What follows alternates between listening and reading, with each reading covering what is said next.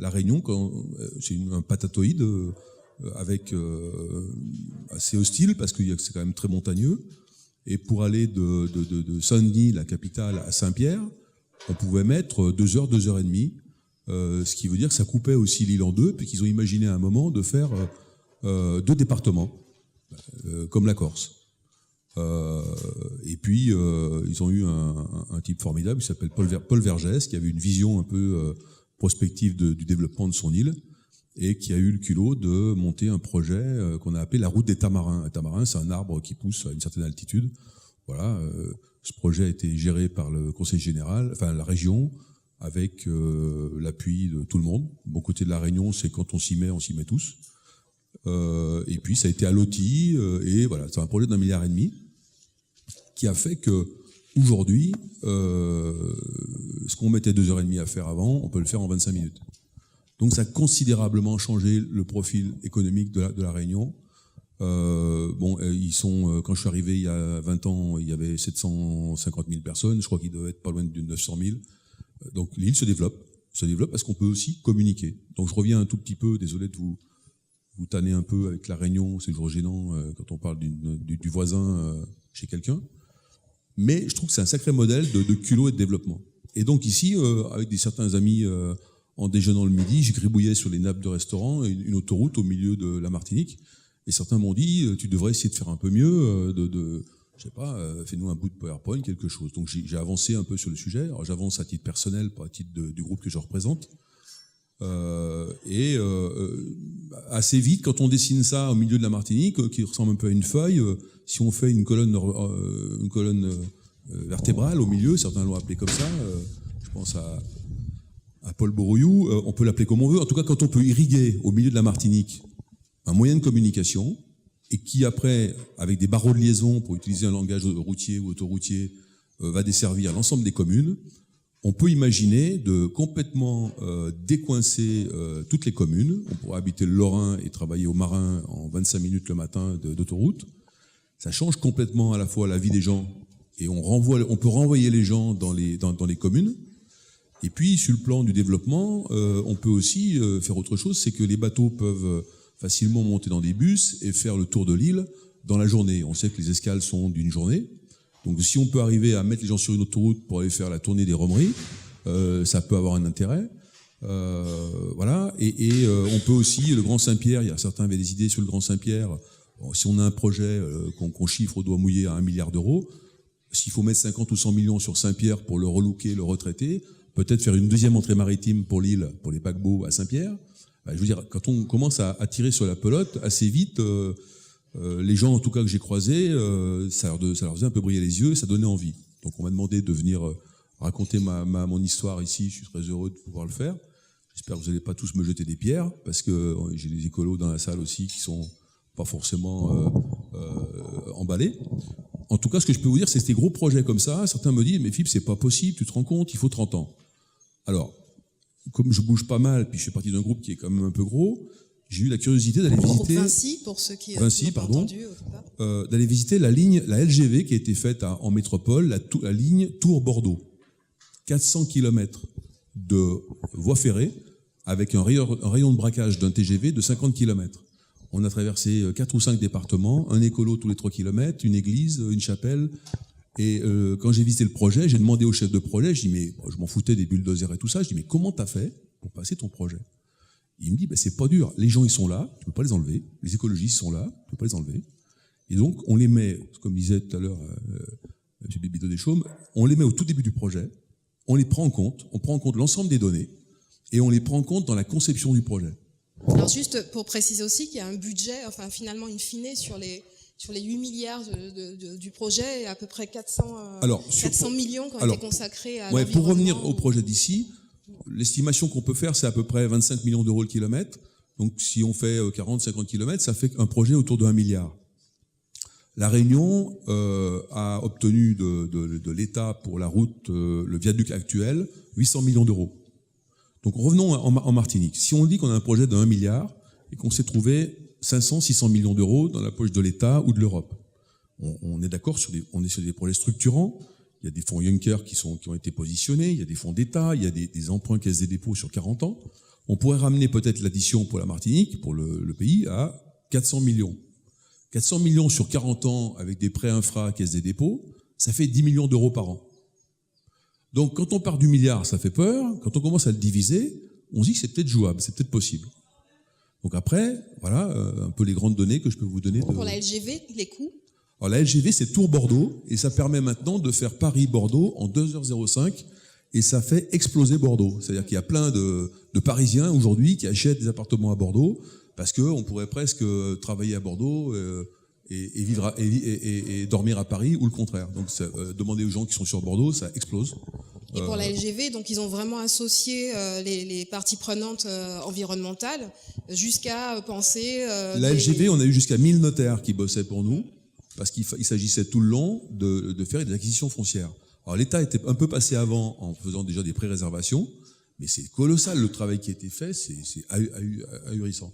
Et donc tout le long, il a fallu faire un tracé TGV. Je vous dis, c'est pas facile à faire tourner un train. Il y a eu des compensations, il y a des zones humides où on était obligé de traverser. On a négocié avec les écologistes et on a recréé une zone humide ailleurs en rachetant du foncier. On a fait des passages pour les crapauds, pour les grenouilles à poil dur, à poil mou. On a fait un travail, mais c'est colossal. On en a profité aussi pour révéler un paquet de choses de faune et de flore qui étaient méconnues. On a pu le mettre en valeur et ainsi de suite. Après, il y a tout le projet autour de ça, tout le projet qui a été fait notamment à La Réunion sur la formation. Pour faire tout ça, il faut des gens. Le plan, c'est que on le fasse avec les gens d'ici. S'il faut importer de la main-d'œuvre et des gens de partout, ça n'a pas d'intérêt. L'idée, c'est que ce soit le développement économique de l'île. Si on sait le faire à la bonne vitesse et avec une bonne programmation, on peut former des gens. Les entrepreneurs qui ont des camions, des pelles, peuvent acheter des pelles, des camions. Et on a un projet qui peut être porteur sur, à mon avis, sur 10-20 ans, sans préjuger des investissements privés qui pourraient s'associer de fait à une transformation touristique du déplacement dans l'île. Donc sans compter effectivement tous les impacts sur l'aménagement du territoire en termes commerciaux, en termes touristiques, en termes Absolument. Et donc voilà toutes les retombées possibles. Quels autres freins avez-vous rencontrés? Alors je parlais tout à l'heure de freins institutionnels ou politiques. Quels freins vous rencontrez aujourd'hui d'ailleurs, parce que le projet n'en est pas au même stade? Je ne sais pas s'il y a vraiment des freins. Je pense que je le propose en tant que citoyen, et je pense que c'est un projet qui peut aboutir que si l'ensemble des citoyens y trouvent un intérêt et s'ils se l'approprient.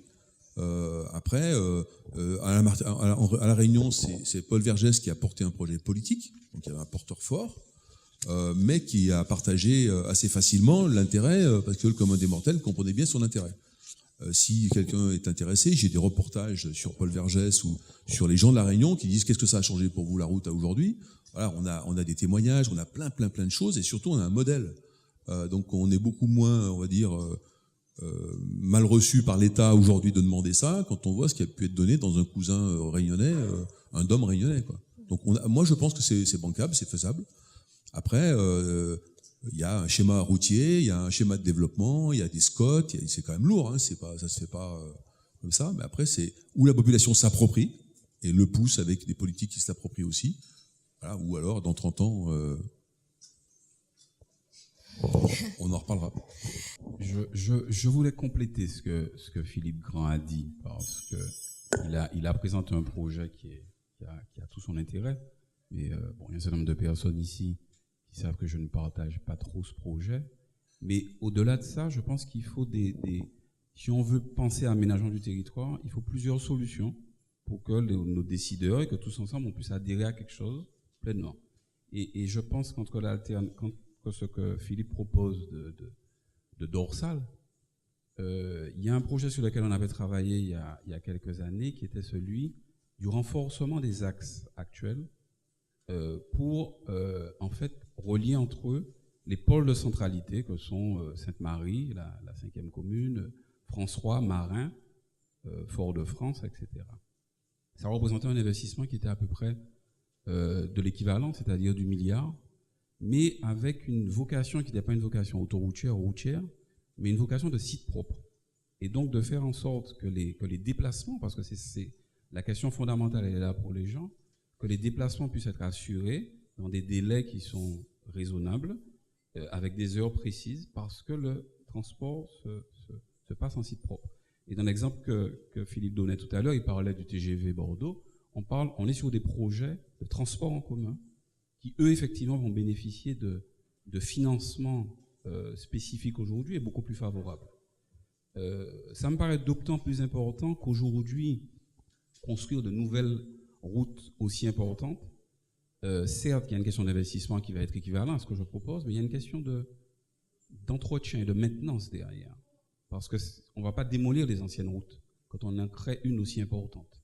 Donc ça veut dire qu'on va doubler le budget de fonctionnement routier au niveau des collectivités. Et on n'en a surtout pas besoin aujourd'hui. Donc, par rapport à ce que Philippe propose, moi je propose une seconde alternative qui est de dire renforçons, doublons les voies existantes par des sites propres pour le transport en commun, de façon à ce qu'on ait un vrai projet de transport sur l'ensemble du territoire, pas juste un tube entre Fort-de-France et Lamentin, mais un vrai projet, un vrai maillage du territoire avec des voies en site propre. Et puis, cerise sur le gâteau, parce qu'il faut oser, et que je pense que sur le Nord Caraïbe, ça va probablement être la seule vraie solution de transport, parce que le maritime, toutes les études qu'on a menées depuis des années montrent qu'on n'y arrive pas et qu'on n'y arrivera pas. C'est le télécabine, c'est ça, M. Bourriou? C'est un projet de télécabine comme on a à Medellín et comme de plus en plus de pays dans le monde développent. Ce sont des investissements qui ne sont pas chers, qui sont de plus en plus sûrs et de plus en plus faciles à mettre en œuvre parce que les problèmes fonciers sont bien moins importants que ceux qu'on retrouve au niveau des sites propres de transport.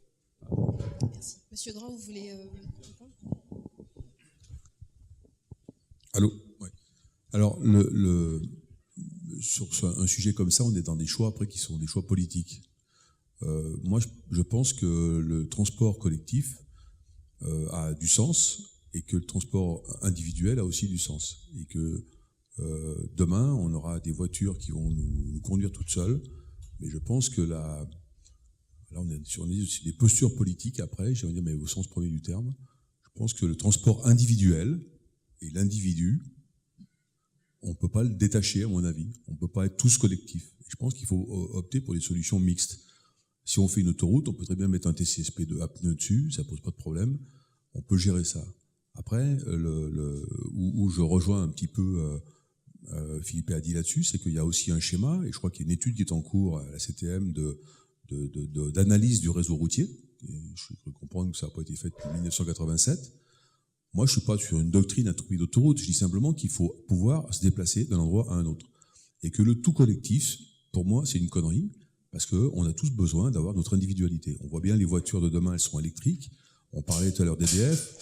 Mon autoroute, on peut y coller des capteurs solaires tout le long sur 40 km. Demain, on aura peut-être des voitures à induction, c'est-à-dire que le courant, il se passera directement des capteurs solaires. Colas, je crois, un brevet là-dessus, qui est en test en Normandie ou je sais pas où en fait la route fabrique du courant. Il devrait être cet après-midi à 14h à la table ronde. Voilà, donc je pense que le développement de l'île, il doit être réfléchi de façon à ce qu'on ait une dynamique économique. Alors après, qu'il y ait transport en commun, oui, sûrement, il en faut, bien entendu, c'est important, mais je pense qu'il ne faut pas mettre l'un contre l'autre. Je pense qu'il faut pouvoir faire les deux.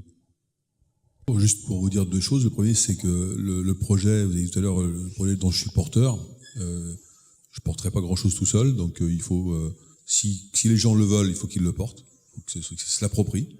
Après, je rejoins un peu ce qui vient d'être dit, c'est que le temps politique et le temps des projets ne sont pas du tout compatibles. Donc, je pense qu'en Martinique et dans plein de territoires, la Martinique n'est pas spéciale, ma Savoie natale est aussi compliquée. Entre la Savoie et la Haute-Savoie, il y a juste un ruisseau et ils s'entendent pas. Donc, c'est pas voilà. Donc, je pense que pour le développement de la Martinique, faut peut-être qu'on se projette demain sur des choix politiques ou des propositions politiques qui nous amènent à un choix économique. Or, souvent, on s'est posé dans des choix politiciens et plus de discours brutalement, je vais dire ça, indépendant, autonome, machin, bidule. Okay. Je pense que le monde bouge très vite. La Martinique n'est pas au centre de la planète. Et je pense qu'il faut, si on veut vivre, développer, que les gens ne quittent pas l'île. Je travaille un tout petit peu avec Marie-Galante sur un sujet. Marie-Galante a eu 30 000 habitants. Il y a 10 000 habitants aujourd'hui. L'île se meurt.